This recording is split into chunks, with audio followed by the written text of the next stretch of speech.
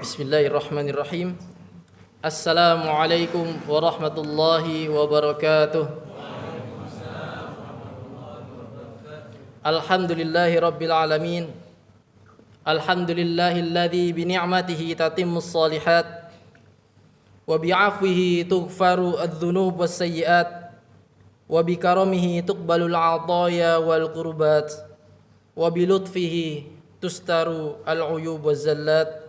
Wa asyhadu an la ilaha illallah wahdahu la syarika lah wa asyhadu anna Muhammadan sallallahu alaihi wasallam abduhu wa rasuluh sahibul wajhil anwar wal jabinil azhar wa afdal man shalla wa zakka wa shama wa hajja wa atamar sallallahu alaihi wa ala alihi wa sahbihi wa sallama tasliman katsiran. Qala Allah ta'ala fil Qur'anil Karim, A'udzu billahi minasy syaithanir rajim. Bismillahirrahmanirrahim. Ya ayyuhan nasu taqu rabbakumul ladzi khalaqakum min nafsin wahidah wa khalaqa minha zawjaha wa batha minhuma rijalan katsiran wa nisaa'a wattaqullaha alladzi tasaaluna bihi wal arham innallaha kana 'alaikum raqiba. Wa qala aidan jalla jalaluhu, Ya ayyuhalladzina amanu taqullaha haqqa tuqatih wa la tamutunna illa wa antum muslimun. Wa ba'd, fa inna asdaqal hadithi kitabullah wa khairal huda huda Muhammadin sallallahu alaihi wasallam wa syarral umuri muhdatsatuha fa inna kulla muhdatsatin fid dini bid'ah wa kulla bid'atin dhalalah wa kulla dhalalatin finnar. A'adzani Allah wa iyyakum minan nar. Allahu akbar, Allahu akbar, Allahu akbar walillahil hamd. Kaum muslimin, jamaah salat Idul Adha rahimani Allah wa iyyakum. Marilah kita senantiasa bersyukur kepada Allah, mengucapkan puji syukur kehadirat Allah Subhanahu wa taala atas segala limpahan rahmat dan karunia-Nya. Kita masih diberi kenikmatan Islam dan iman, kesehatan, kesempatan bisa melaksanakan berbagai ibadah kepada Allah Subhanahu wa taala, termasuk melaksanakan salat Idul Adha pada pagi hari ini.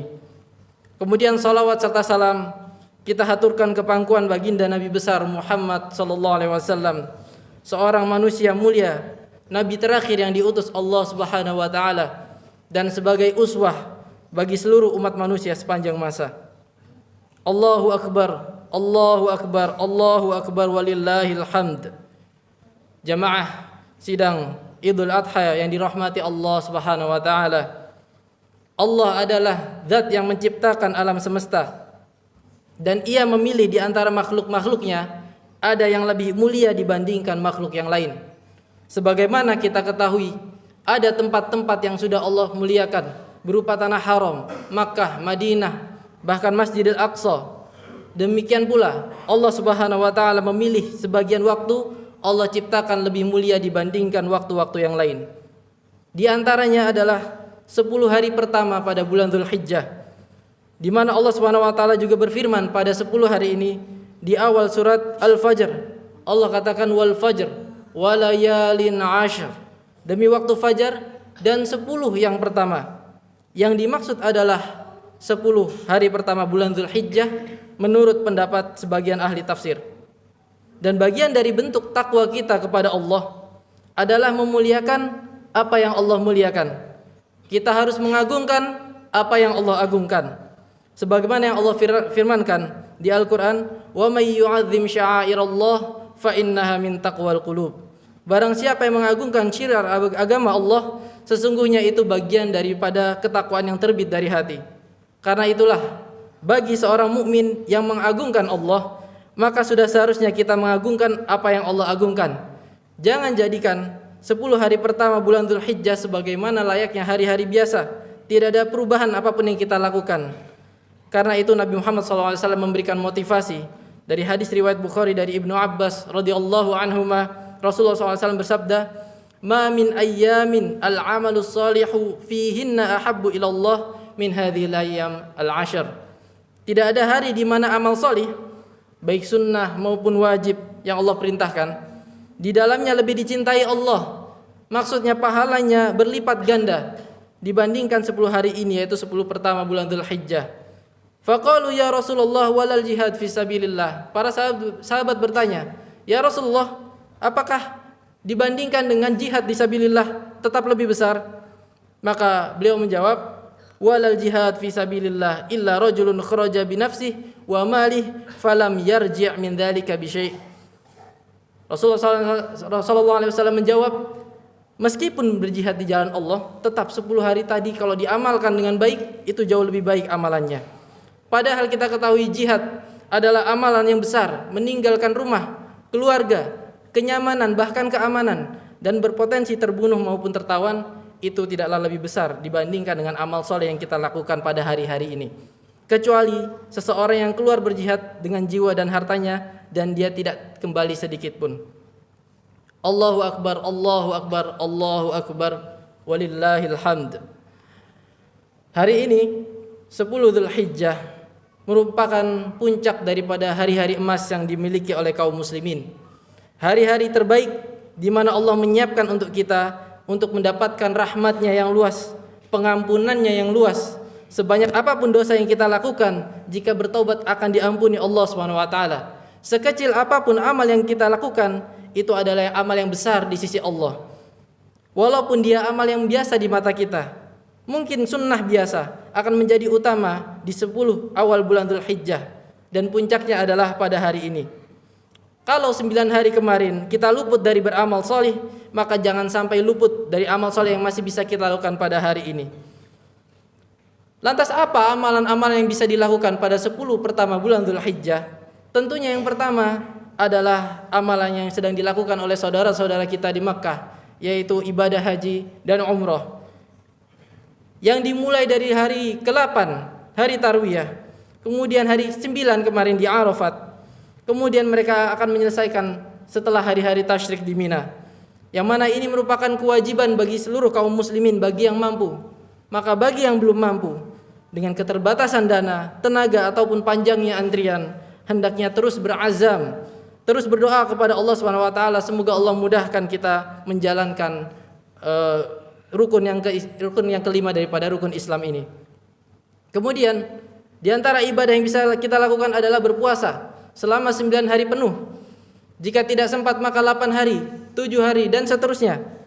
Jika tidak sempat pula minimal hari kemarin, yaitu hari ke-9, yaitu hari Arafah, yang mana Allah SWT menyampaikan dalam hadis yang maknanya bahwasanya seorang muslim ketika melaksanakan puasa hari Arafah dengan ikhlas, maka dia akan diampuni setahun sebelumnya dan setahun setelahnya berupa dosa-dosanya. Jikalau masih luput juga dari kita, maka kita minta kepada Allah SWT, semoga Allah sampaikan kita di tahun depan dan diberi taufik untuk melaksanakannya. Kemudian di antara amal soleh pula yang bisa kita lakukan adalah salat Idul Adha, yang alhamdulillah kita telah laksanakan. Kemudian setelahnya diiringi dengan ibadah kurban, yang Allah SWT sampaikan di surat Al-Kautsar, Inna a'tainakal kautsar, sesungguhnya kami telah memberikanmu wahai Muhammad berupa kebaikan yang banyak. Fasholli li rabbika wanhar, maka salatlah untuk Rabbmu. Sebagian ahli tafsir menafsirkannya sebagai salat Aid. Wanhar, dan sembelihlah, yaitu sembelih ibadah kurban. Allah SWT juga berfirman yang artinya daging-daging unta dan darahnya itu sekali-kali tidak dapat mencapai keridhaan Allah SWT, akan tetapi ketakwaan dari kitalah yang akan mencapai ridho Allah SWT. Begitu pula amal soleh yang lain berupa membaca Al-Quran, berzikir kepada Allah, sebagaimana tuntunan para ulama untuk memperbanyak tahlil, tahmid, takbir, sebagaimana pula yang telah dituntunkan oleh para sahabat radhiyallahu anhum sampai dengan selesainya hari-hari tasyrik. Allahu Akbar, Allahu Akbar, Allahu Akbar, walillahil hamd. Kita perhatikan sekali, ada banyak praktek amalan yang bisa dilakukan oleh kaum muslimin di bulan Dzulhijjah, yang itu merupakan napak tilas dari peninggalan yang dilakukan oleh keluarganya Ibrahim alaihi salatu wassalam. Bagi mereka yang sedang melaksanakan haji, mereka mengagungkan Allah dengan tawaf, mereka mengagungkan Allah dengan sa'i, dan aneka ibadah yang mereka lakukan di tanah suci. Adapun kita yang sedang berada di tanah air, masih bisa kita lakukan dengan memperbanyak takbir, dengan takbir muqayyad setelah salat-salat 5 waktu. Dan salah satunya adalah ibadah besar, yaitu menyembelih hewan kurban. Dan itu semuanya merupakan bagian dari kegiatan yang dulu dilaksanakan oleh Nabiullah Ibrahim alaihissalam. Yang mana seperti kita tahu, Allah menguji Ibrahim dengan banyak sekali ujian. Dengan sebab itu Allah Subhanahu wa taala jadikan beliau manusia sebagai imamul muttaqin, imamul ummah, pemimpin bagi seluruh umat manusia. Allah Subhanahu wa taala berfirman, "Wa idzi batala Ibrahim rabbuhu bikalimatin fa'atammahun. Qala inni ja'iluka lin-nasi imama. Qala wa min dzurriyyati. Qala la yanalu 'ahdidz zalimin." Yang artinya, maka ingatlah ketika Allah memberikan ujian kepada Ibrahim dengan beberapa ujian, fa'atammahunna, dan Ibrahim berhasil menyempurnakan semua ujian tersebut. Lalu Allah berfirman memberikan balasan kepada Ibrahim, "Inni ja'iluka lin-nasi imama." Sesungguhnya aku menjadikan engkau wahai Ibrahim sebagai imam bagi umat manusia. Karena ketika manusia ingin menjadi orang yang berprestasi, tentu saja tidak bisa hanya sebatas mengandalkan nasabnya atau mengandalkan jabatannya, mengandalkan posisinya, tapi manusia yang berprestasi di hadapan Allah, dia harus berusaha. Dan bagian dari usaha itu adalah berjuang. Ketika menghadapi ujian, Ibrahim alaihissalam diberi banyak sekali ujian dari Allah, dan beliau berhasil dengan sempurna menyelesaikan semua ujian tersebut.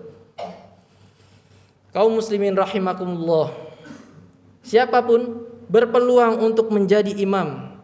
Imam bagi siapa? Imam bagi generasi setelahnya, terutama adalah anak keturunannya. Karena itulah bagian dari doa ibadur rahman, Rabbana hablana min azwajina wa dzurriyyatina qurrata a'yun waj'alna lil muttaqina imama. Ya Allah, berikanlah istri kami dan anak keturunan kami sebagai qurrata a'yun, penyejuk mata dan hati kami ya Allah. Waj'alna lil muttaqina imama, dan jadikanlah kami sebagai imam terhadap orang-orang yang bertakwa. Mujahid bin Jabir rahimahullah menafsirkan ayat ini, kita memohon kepada Allah agar menjadi imam bagi orang yang bertakwa, artinya ayyatammu nabil muttaqina qablah. Kita bermakmum dengan orang yang bertakwa sebelum kita, yaitu generasi orang-orang soleh sebelum kita, dan seterusnya hingga sampai zaman Nabi Muhammad SAW. Ketika orang sering bermakmum dengan orang-orang soleh sebelumnya, maka dia akan ketularan menjadi soleh. Lalu nanti dia diikuti oleh generasi setelahnya, sehingga di saat itulah dia menjadi imam untuk kesolehan bagi generasi setelahnya. Dan itulah makna dari doa yang jadikanlah kami ya Allah sebagai imam bagi orang-orang yang bertakwa. Saya, Anda, Bapak dan Ibu sekalian, semuanya punya peluang untuk menjadi imam bagi orang yang bertakwa, dengan berusaha memperbaiki diri, meniru jejak para salafus saleh, jejak para sahabat dan tabi'in dan para ulama yang soleh. Yang dengan demikian insya Allah kita akan menjadi soleh, lalu diikuti oleh anak keturunan kita dalam kesolehan, sehingga kita menjadi imam bagi orang-orang yang bertakwa. Dan tentu saja dalam menempuh perjalanan semacam ini akan menjumpai banyak sekali ujian, baik di lingkungan kita, di keluarga kita, bahkan di dalam diri kita sendiri. Terkadang kita tidak semangat dalam melaksanakan sunnah-sunnah Nabi Muhammad SAW, tidak semangat dalam beribadah, sehingga ketika kita berusaha untuk melawan hawa nafsu kita, mengikuti apa yang diajarkan Nabi Muhammad SAW, di antara buahnya adalah nama kita akan dijadikan sebagai imam bagi para generasi kita setelahnya. Allahu Akbar, Allahu Akbar, Allahu Akbar, walillahil hamd. Kemudian di antara pelajaran lain yang bisa kita ambil dari keluarga Ibrahim alaihissalam, banyak sekali rutinitas dan amalan yang dilakukan Nabiullah Ibrahim alaihissalam serta keluarganya, diabadikan oleh Allah untuk dilaksanakan oleh kaum muslimin sampai akhir zaman. Anda bisa bayangkan, setiap orang yang melakukan sa'i dan antara Safa dan Marwah yang jumlahnya jutaan, bahkan tidak ada yang tahu jumlahnya kecuali Allah Subhanahu wa taala, maka setiap orang yang melakukannya, Ibunda Hajar Ummu Ismail alaihissalam turut mendapatkan pahalanya. Karena beliaulah orang yang pertama kali mempraktekkan semacam ini, sehingga siapapun yang dia mempraktekkan kebaikan lalu diikuti oleh masyarakat generasi setelahnya, insya Allah pahala yang mereka laksanakan akan diberikan pula kepada orang yang pertama kali melakukannya. Ini selaras dengan apa yang Nabi Muhammad SAW sampaikan, man sanna fil islami sunnatan hasanah Barang siapa yang mengajarkan sunnah yang baik dalam Islam, falahu ajruha wa ajru man amila biha min ghairi an yanqusa min ujurihim syai'a. Maka dia mendapatkan pahala mengamalkan sunnah itu dan pahala setiap orang yang mengikutinya tanpa mengurangi pahala yang mengamalkan. Dan untuk bisa semacam ini jamaah, butuh perjuangan ikhlas yang besar. Karena amalan yang ikhlas itulah yang akan diabadikan Allah Subhanahu wa taala. Lebih dari itu, Allah pun mengangkat derajat Nabiullah Ibrahim alaihissalam dengan disebutkan namanya di salawat kaum muslimin. Bahkan doa itu pula kepada keluarga Ibrahim alaihissalam, kama shallaita au kama barakta ala Ibrahim wa ala ali Ibrahim. Begitu pula salat dan keberkahan selain untuk Muhammad dan keluarganya, semoga juga mengalir untuk Ibrahim dan keluarganya. Kita dapati juga bagaimana Nabiullah Ismail alaihissalam, anak yang ditunggu-tunggu kehadirannya oleh ayahnya Ibrahim alaihissalam, memiliki kesolehan yang sama, mencontoh kesolehan dan keikhlasan sang ayah. Bahkan Allah anugerahkan padanya sifat halim, yaitu penyabar lagi tabah. Dan itu Allah kisahkan dalam firman-Nya, falamma balagha ma'ahu sa'i. Maka tatkala anak itu, yaitu Ismail, sampai pada umur sanggup berusaha bersama-sama Ibrahim, qala ya bunayya inni ara fil manami anni adzbahuk. Ibrahim berkata kepada Ismail, wahai anakku, sesungguhnya aku melihat dalam mimpi bahwa aku menyembelihmu, yaitu mimpi kenabian. Fanzur madza tara. Maka bagaimana pendapatmu wahai Ismail? Lalu Allah Subhanahu wa taala mengisahkan di lanjutan ayat, qala ya abati fa'al ma tu'mar. Wahai ayahku, kerjakanlah apa yang diperintahkan kepadamu. Satajiduni insyaallahu minas sabirin. Engkau akan mendapatiku insyaallah termasuk orang-orang yang sabar. Maka jamaah rahimakumullah, lihatlah bagaimana ketabahan dan keikhlasan Nabi Ibrahim untuk melaksanakan perintah Allah berefek pada kesabaran dan kesolihan sang anak. Maka dengan rahmat Allah digantilah Ismail dengan seekor domba, karena mereka telah lulus ujian keikhlasan. Ikhlas menanggalkan status kepemilikan dan kecintaan, karena kepemilikan dan kecintaan yang mutlak hanya di sisi Allah. Dikisahkan pula ketika Imam Malik menulis kitab Al-Muwatta, sebagian orang-orang berkata kepada beliau, ya Malik, qad kathural muwatta'at. Wahai Imam Malik, kitab Al-Muwatta itu sudah banyak. Maksudnya untuk apa engkau menulis kitab Al-Muwatta lagi? Sudah banyak yang meniru. Maka beliau menjawab, maka nalillahi abqa. Amal yang dilakukan karena Allah, dia yang akan abadi. Sekarang kita bisa perhatikan, kalau dulu di zamannya Imam Malik, orang yang mengatakan Al-Muwatta sudah banyak, sekarang mana kitab Al-Muwatta selain Al-Muwatta'nya Imam Malik? Yang mana Allah Subhanahu wa taala mengabadikan karya Imam Malik, sementara Al-Muwatta karya yang lain tidak kelihatan. Bisa jadi dikarenakan amal yang dilakukan ikhlas karena Allah, diabadikan oleh Allah Subhanahu wa taala. Maka marilah terus beramal soleh, berjuang untuk ikhlas, dan kita tidak tahu sekian banyak amal yang kita lakukan, mana diantaranya yang akan diterima Allah Subhanahu wa taala dan mana yang akan diabadikan Allah dan menjadi contoh pada generasi setelahnya. Karena kita tidak tahu, maka kita berusaha untuk terus berjuang, mengukir sebuah prestasi, yaitu mendapatkan aliran pahala bahkan ketika kita sudah wafat. Itulah sebenarnya hakikat umur yang kedua. Pada waktu kita sudah meninggal, namun pahala kita terus mengalir, dan itulah harapan yang bisa dilakukan oleh seorang mukmin. Sebab ternyata amalannya tidak terhenti dengan hembusan nafas terakhirnya, namun amalannya bisa terus berlanjut dengan amal-amal soleh yang dilakukan dengan ikhlas dan diikuti oleh generasi-generasi setelahnya. Allahu akbar, Allahu akbar, Allahu akbar, walillahil hamd. Semoga khutbah yang singkat ini memberikan manfaat khususnya kepada khotib pribadi dan jamaah sekalian. Dan marilah kita menundukkan hati kita, bermunajat kepada Allah Subhanahu wa taala, karena doa pada pagi hari ini sangat mudah diijabah Allah Subhanahu wa taala. Allahumma shalli ala Muhammad wa ala ali Muhammad kama shallaita ala Ibrahim wa ala ali Ibrahim, wa barik ala Muhammad wa ala ali Muhammad kama barakta ala Ibrahim wa ala ali Ibrahim innaka Hamidum Majid. Allahumma ighfir lil muslimina wal muslimat wal mu'minina wal mu'minat al ahya'i minhum wal amwat innaka sami'un qaribun mujibud da'wati ya qadiyal hajat. Allahumma inna nas'alukal huda wat tuqa wal afafa wal ghina. Allahumma a'izzal islam wal muslimin wa adillal kafarata wal musyrikin wa akhdhul man khadalal muslimin وانصر إخواننا في فلسطين يا الله يا أرحم الراحمين يا مجيب السائلين ربنا هب لنا من أزواجنا وذرياتنا قرة أعين واجعلنا للمتقين إماما ربنا آتنا في الدنيا حسنة وفي الآخرة حسنة وقنا عذاب النار ربنا آتنا في الدنيا حسنة وفي الآخرة حسنة وقنا عذاب النار وآخر دعوانا أن الحمد لله رب العالمين. Selamat Idul Adha 1445 Hijriah wa taqabbalallahu minna wa minkum shalihal a'mal. Wassalamualaikum warahmatullahi wabarakatuh. Silakan kepada para jamaah yang ingin bersilaturahmi, kita mulai untuk salaman. Dari mulai sana Pak, silakan. Allah